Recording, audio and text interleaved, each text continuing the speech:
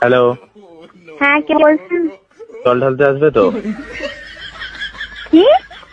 শিবরাত্রিতে জল ঢালতে আসছো তো? কোথায়? শিবের মাথায়। কেন?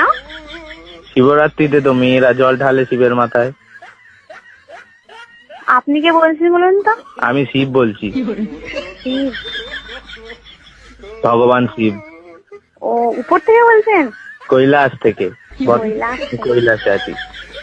ও, কৈলাস থেকে আমাকে ফোন করে বলছেন শিবের মাথায় জল ঢালার জন্য। এটা কি ছাপামো নাকি? বেলপাতা 3টের বেশি আনবে না, 3টে, কারণ তোর মাথায় চাপ আসবে আমার।